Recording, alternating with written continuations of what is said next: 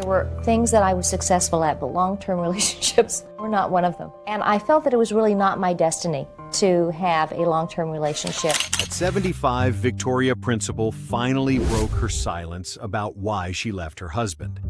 For 2 decades, Hollywood had only known half the story. The rest was buried under layers of glamour money and lies. The woman who once captivated America through Dallas now revealed that her seemingly perfect marriage was nothing more than a stage built to hide a shocking secret. They once called him the ideal husband, but Victoria whispered in her latest interview he never truly loved a woman. We are gathered here in the sight of God to join this man and this woman in holy matrimony. From rumors of infidelity and control to secrets bought with millions of dollars, those were only the tip of a cold, silent iceberg. Beneath it was another story, one of power, pride, and a woman finally brave enough to speak the truth Hollywood wanted to forget.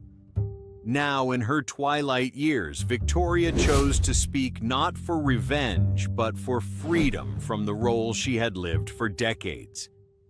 Let's uncover the hidden truth behind Victoria Principal's seemingly perfect marriage and the real reason she left the man Hollywood once admired. 1. They said I betrayed him, but no one asked who he really was. At 75, Victoria Principal no longer cared for fame or gossip. She once said softly but clearly, "I stayed silent for too long, not out of fear, but because some truths were too heavy to bring into the light." Then she spoke of her marriage that lasted more than 20 years, what she called the hardest role I ever played because it had no script. When Victoria married Dr. Harry Glassman in 1985, Hollywood nodded in approval. They're beautiful, intelligent, successful, a Beverly Hills fairy tale. Harry was a cosmetic surgeon to A-list stars, politicians, and top executives. Victoria, who had just left Dallas, was a symbol of strength, grace, and mystery.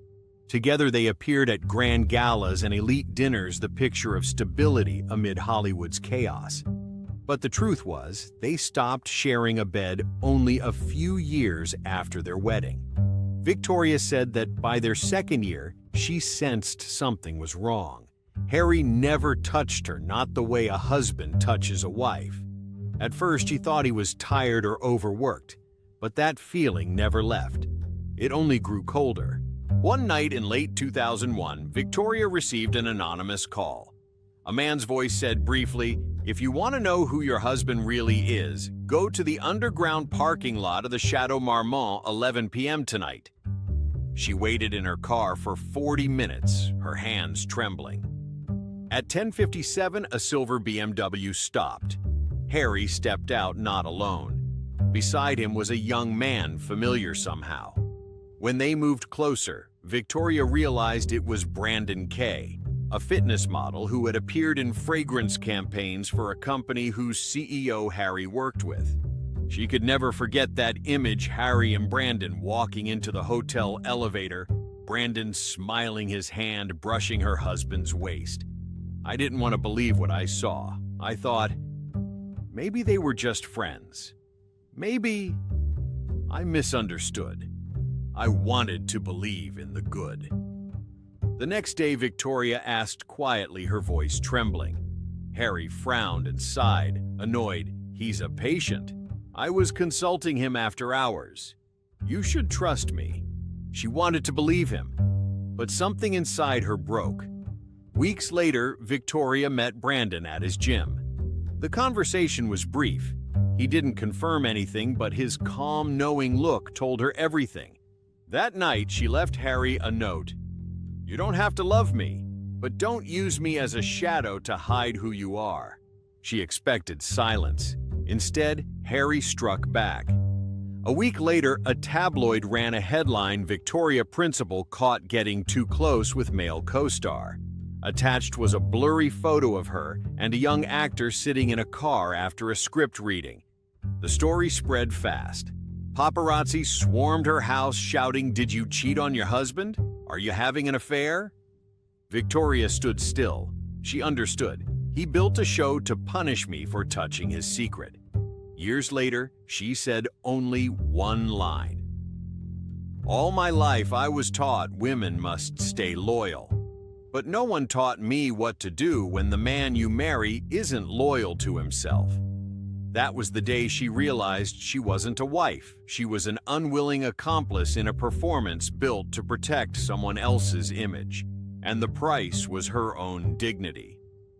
Victoria stayed silent for years. She didn't sue, didn't correct the tabloids, didn't speak a word until she turned 75 when every other role had ended. All she had left was the truth. I don't speak to hurt anyone. I speak so I can finally live. Some truths don't arrive all at once. They seep in slowly, detail by detail, like drops of water falling on the same crack until it finally breaks open. After discovering the truth about Harry Glassman's orientation, Victoria didn't leave right away, partly because silence had become her habit, and partly because she still hoped to preserve something, if not love, then at least respect. But the longer she stayed, the clearer it became this marriage wasn't just an emotional trap. It was a single link in a world she was never truly a part of. 2. I didn't marry a man. I married an empire of deceit. Harry wasn't just a surgeon. He was a gatekeeper to a shadow network of favors-coded smiles and services wrapped in absolute discretion. His clients weren't simply people wanting facelifts or nose jobs. They were politicians, CEOs, and aging stars seeking to erase time and mistakes alike. At first, Victoria thought he was simply talented and trusted. But then came the dinners with no invitations, the whispered phrases that sounded like codes. I need a document adjustment. Can you protect the image if something leaks? When she asked, Harry replied casually, "That's just how Hollywood works. Don't ask." Gradually, she saw that the adjustments weren't just on faces. They were on headlines, records, and truths. Some stars were manufactured, others cleaned of scandals overnight. And she realized she herself had become an accessory. At events, she wasn't Victoria Principal, the strong woman America admired, but simply Mrs. Glassman, the elegant proof of his respectability. They stopped calling me by my name. I became a fashionable accessory. At one secret dinner in Holmby Hills where phones were confiscated and cameras banned, Victoria overheard Harry and a media mogul laughing. If she threatens to leak photos, I can seal her mouth with 2 injections and an NDA. Send her to me, I've got people in the newsroom. We can make her look unstable in 3 days. They laughed. Victoria froze.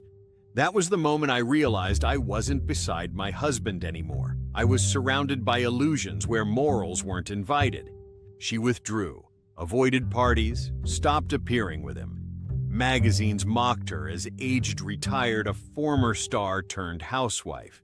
No one knew she was trying to escape a world built on silence and manipulation. Once she saw a file on Harry's desk, a media plan to restore the image of an actor accused of misconduct.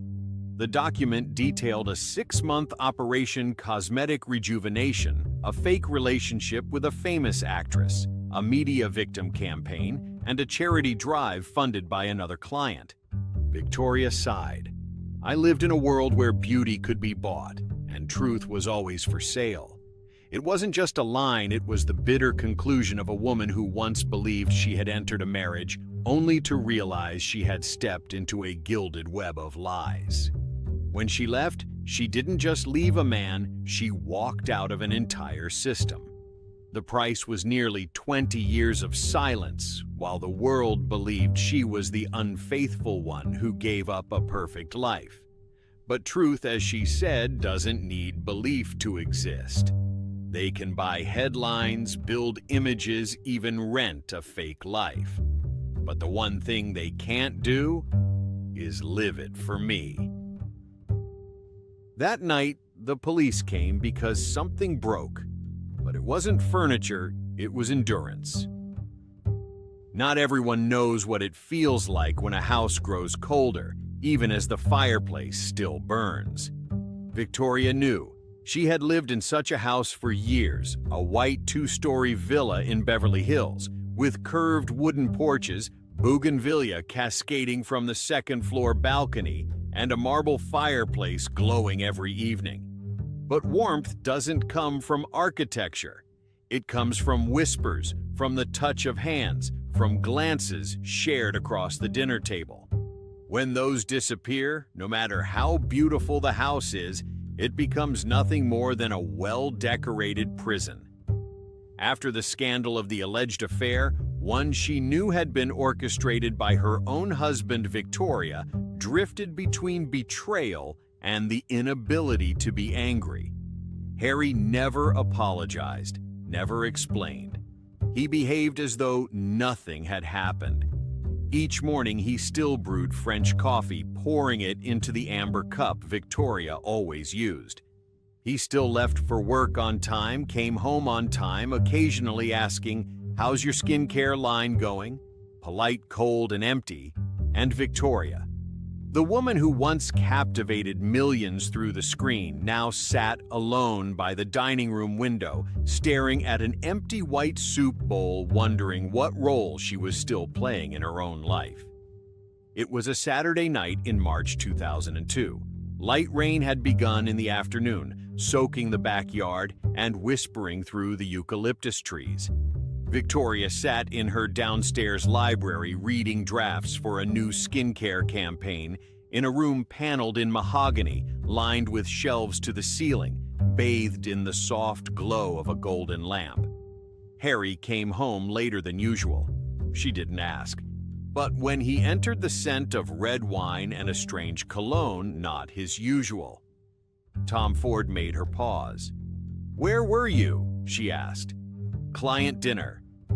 "My assistant emailed you," he replied, tossing his jacket onto a chair and walking into the living room. Victoria stood following, not from jealousy, but from exhaustion, needing an answer to the growing emptiness inside. "Who is she?" she asked, her voice low, not angry, just tired. Harry turned, smirking. "Funny question after what people have said about you. I know who started that rumor. Do you have proof?" The empty crystal glass slipped from her trembling hand and shattered. No one touched it. It just broke, like a wake-up call, and everything spilled out. Their voices weren't loud, but the air itself trembled thick and electric, like words sharpened from too many years of silence. "You never loved me. You only needed me to keep your image clean. And you live in my house, enjoy my name, and think you're the victim. I'm the victim because I was never allowed to be myself. You've always been a great actress, Victoria. Now you're playing the tragic wife." Then came silence. Heavy, sharp, suffocating silence. A phone rang. A neighbor had called the police. When the blue and red lights flickered outside, Victoria sat on a gray velvet armchair, gripping an untouched glass of wine, staring into the dying embers of the fireplace. Harry stood in the corner, shirt unbuttoned, tie loose, not angry, just hollow, as if even he didn't know how they had reached this point. 3 officers entered. One spoke quietly. "We received a call." Sounds of breaking glass raised voices. Harry was led outside, not in handcuffs, but the image burned into Victoria's mind, the man once respected by Beverly Hills, stepping out of his own home like a nameless offender. I still remember those flashing lights. They didn't just light up the house, they exposed the truth: love was dead. The next morning he came back. No words. The house was silent again, but it was the silence of an ending. Victoria packed her things quietly.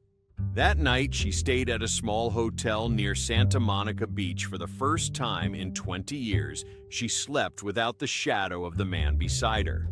She didn't cry. "I didn't leave because of one blow. I left because of 1,000 invisible wounds." That night, the police came because something broke, but it wasn't furniture. It was endurance. And when a woman like Victoria stands up and walks away, she doesn't just escape a marriage, she frees herself from her final role, the perfect wife to a man who was never real.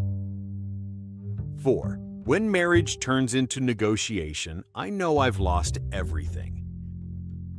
A breakup can end in silence or in the thunder of threats. For Victoria Principal, it was no longer a simple divorce. It was a final battle to protect her dignity, preserve her identity, and reclaim the last piece of truth she owned. After that night when the police knocked on the Beverly Hills villa in 2002, Victoria never returned there as a wife. Over the next 3 years, she all but vanished from Hollywood. No more red carpets, no more dazzling interviews. She lived like a shadow, avoiding the media, cutting ties with the elite, focusing only on rebuilding her skincare brand. But silence did not mean peace. It was a suffocating void where memories whispered in the dark and the echoes of threat never stopped. In 2005, the divorce papers were officially filed in Los Angeles County Court. On them, Victoria wrote just one short line, "Irreconcilable differences." But in her private journal, she left a note for her lawyer, "I no longer ask for justice. I only want to breathe in a room without lies." However, Harry Glassman wasn't going to let her leave so easily. As one of Hollywood's most prominent cosmetic surgeons, he possessed not only wealth, but power, built from costly secrets, nose jobs, facelifts, Botox invoices, and post-surgery photos that stars dreaded being exposed. And Victoria, the face of natural beauty in Hollywood, was no exception. One evening in late May, while Victoria was reviewing documents alone in her office, the phone rang. It was Harry. His voice was cold, polite, almost rehearsed. "We both want this to end well, Vic. But you know, everything has its price." Victoria said nothing. "I have a file. You know what's in it. Photos, receipts, post-op notes. You want to keep your image clean, don't you? Just sign it. Give up your shares in the skincare company and the house in Santa Barbara. Otherwise, the editors at Page 6 will have an interesting gift." Victoria later told her lawyer she hung up immediately, but her hands wouldn't stop shaking for hours afterward. Not out of fear, but from disgust. The man who once shared her bed was now holding her hostage with her own reputation. Days later, tabloids began to whisper Victoria Principal was her beauty ever real. An anonymous source claimed Harry had sent a book proposal to 2 New York publishers, an expose on Hollywood's cosmetic secrets with Victoria as the opening chapter. It described her as a woman so obsessed with perfection she altered nearly every feature of her face with age. Victoria said nothing, but insiders reported that she quickly restructured her finances, moved assets into a trust, and instructed her lawyers to prepare for negotiation. During one tense meeting, a former assistant witnessed her cry, "For the first time since it all began, I lived right, and still he's trying to drag me down with him." A leaked draft of the settlement revealed that Victoria agreed to forfeit over $50 million, including her shares in the skincare company she co-founded, and ownership of the $12 million Santa Barbara villa. Public reactions split in two. Some called her weak, easily bought, while others praised her as the woman brave enough to trade fortune for dignity. When a reporter asked at a skincare launch event, "Do you regret losing half your fortune?" Victoria smiled, calm and unwavering. "I'd rather lose money than lose self-respect. Some things can't be bought, like the silence I paid too high a price to keep." That line spread across the media, printed on magazine covers, quoted in essays about women's empowerment, even printed on T-shirts as a slogan for a new generation of Hollywood women reclaiming their voices. Meanwhile, Harry Glassman quietly withdrew from public view. though he never admitted anything. Journalists discovered that his legal team had sent threatening letters to several outlets, but never requested any corrections. A veteran reporter remarked, "People demand corrections when the story is false. When it's too close to the truth, they stay silent." In Beverly Hills, whispers said Victoria had been forced to choose between being completely exposed or walking away with her dignity intact. A close friend recalled that on the day she signed the final papers, Victoria said softly, "Not everyone deserves a share in your story. Some people you have to leave outside and close the door." And she did quietly, without hatred, just one steady step away. A woman who left the spotlight not because she was broken, but because she was finally strong enough to say enough. 5. I spent half my life being admired and the other half learning to be at peace.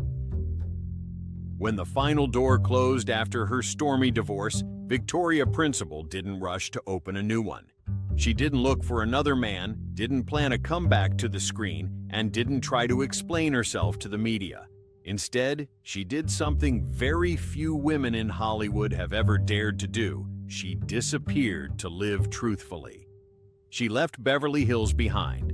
No more galas, no more paparazzi flashes, no more auditions.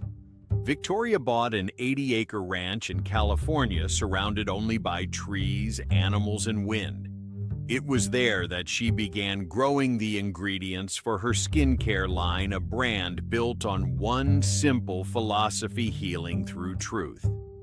Once a journalist came all the way to her ranch to ask why she had completely turned her back on Hollywood. Victoria simply replied, "I once lived to be seen. Now I live to understand myself." Rumors spread that she had given up on men, that the wounds ran too deep, that she had closed her heart for good. Some even claimed she had said she no longer believed in love. But in a rare 2012 interview, she gently denied it. "I didn't give up on men. I just gave up sacrificing myself to keep them." Her life slowly became a new kind of symbol, not the glamorous icon of the silver screen, but a portrait of a woman who had fallen and then learned to rise again on her own. She wrote books, not scandalous memoirs, but guides to self-care, inner beauty, and nurturing peace of mind. Her pages didn't recount drama, they told of how a woman learned to forgive others and, most importantly, herself.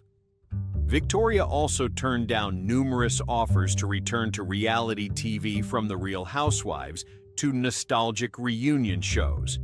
She said, "The best memories are the ones we choose to keep, not the ones others exploit." For the next 15 years, she lived almost in seclusion. Each year she appeared only once or twice to support animal rights or environmental causes. No scandals, no public relationships, no old co-stars, just the occasional local photo of a silver-haired woman in a plain shirt tending her garden or holding an old dog in her arms. In a short video for a forest conservation campaign, Victoria stood in a field of lavender holding a book. She smiled, her eyes free of all the shadows of fame, and said, "I once tried to be everyone's ideal. Now I just want to be the calmest version of myself." Perhaps in a world where women are judged by their looks, obedience, and fame, Victoria Principal's disappearance was the most powerful act of rebellion. No manifesto, no revenge, no destruction of her old image. Just one quiet step away and the courage to keep the truth alive in her heart. "I don't need love to exist. I need the truth to live." Over time, that sentence stopped sounding like an excuse and became her legacy. Victoria Principal was once the symbol of perfection, but it was only when she dared to shed it all and live authentically that she truly became a legend. This story isn't just about a divorce. It's a declaration from a woman who chose truth over fame, peace over glittering illusions. If you find Victoria's journey inspiring, tap the heart, share this story with those still torn between what's right and what's expected. And don't forget to follow this channel to uncover more untold truths behind Hollywood's greatest legends. In this world, not everyone lives honestly, but at least we can choose how to tell the truth.